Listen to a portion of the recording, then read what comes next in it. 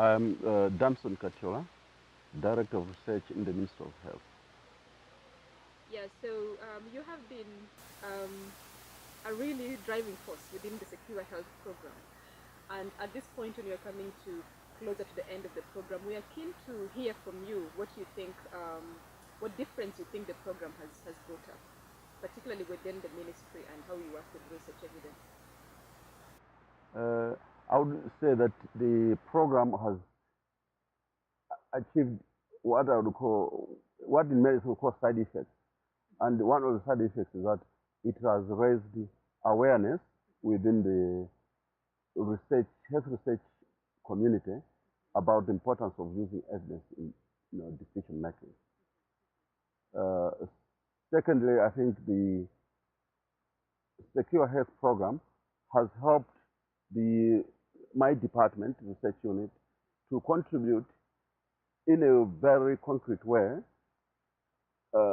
with a tangible product, and that is the production of guidelines for use in using evidence to make decisions, policies, if you like. I think that to me is a tangible achievement, which I think most programs will just be introduced with no really tangible results at the end of the day. So you think the guidelines have really been useful and they're going to bring about a big difference within the ministry? I think if we have a very clear and actionable implementation strategy, we should be able to see the results and the impact of the use of the guidelines. Because I always believe that if you plant a seed today, you don't expect to see the seeds tomorrow. You give it time, nurture the process. So I think our challenge now has to be, how do we ensure that the guidelines that we have produced really are put to use? When you think about Secure Health program was coming up to respond to a number of barriers, that are hindering the use of research evidence within decision making in the Ministry of Health. And so the program just tried to respond to some of the barriers. So when you think about the pending barriers, what are some of the remaining key barriers that you would want future work to focus on?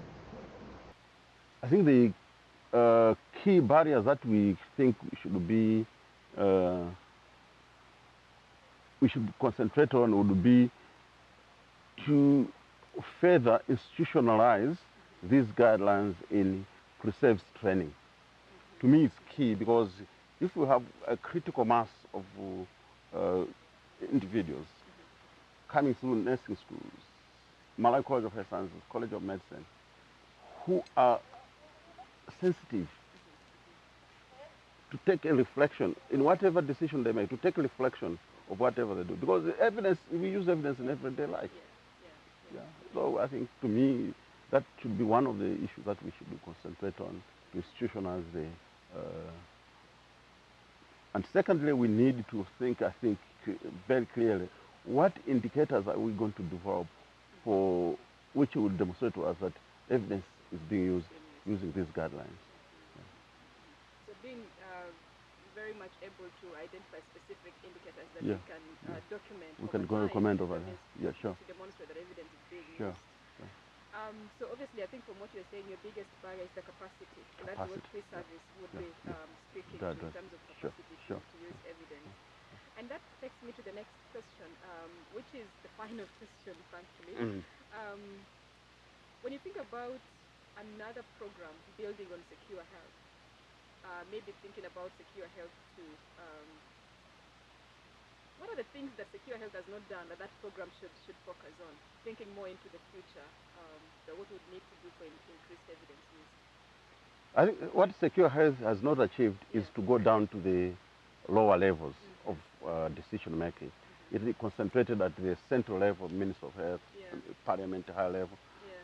Sometimes those of us who are sitting in this position, who call ourselves decision makers and directors, tend to be selfish, not wanting the knowledge to go down. So we should come up with creative ways of ensuring that the evidence is being used. Yeah. Because in the past, we believed that evidence will somehow trickle down to the lower levels in a passive way.